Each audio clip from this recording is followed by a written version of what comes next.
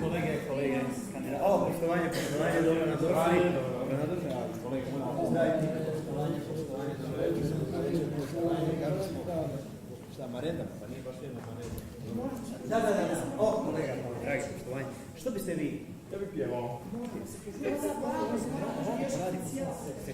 Sekundicu. Vi ste se prijavili u Big Brother, što biste vi radili? Ja bih pjevao. Nego, što ste ono rekli da biste... Ja bih pjevao! Majko bila, pa nismo gluhi, izvolite, pjevajte, dajte svi odršku. Tu gledate, može. La mula de Parenzo, da mezzo su bottega. Izvrsno. To nije bilo dobro. Ako zanemarimo pjevanje, bilo je super.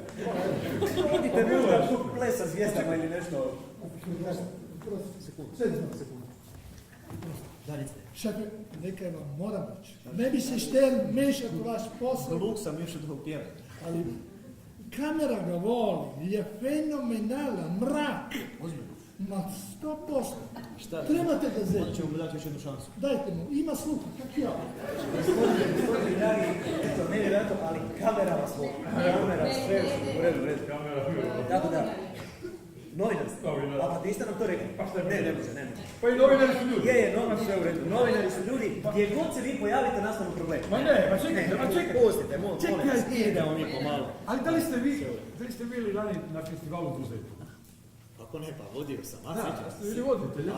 čime se sjećate, bio sam dobro. A se sjećate vi one pjevačice, one lijepe, mlade, maloljetne Bilo ih pjevačice? je mnogo. One koje ste većali prvo mjesto, ako vam... To! a to ja imam u kompjuteru.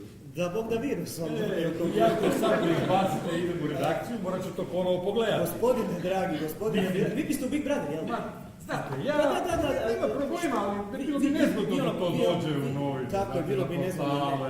A u Big Brother uđe mjesec dana, cool. I više ako treba, nego vi ono izvrsno pjevate, jel da? Pa, već vas vidim. Vi, Elio Pisak, dvije zvijezde estradnoga neba. Dajte, molim vas, zapjevajte još jedan put. La mula de Parenzo!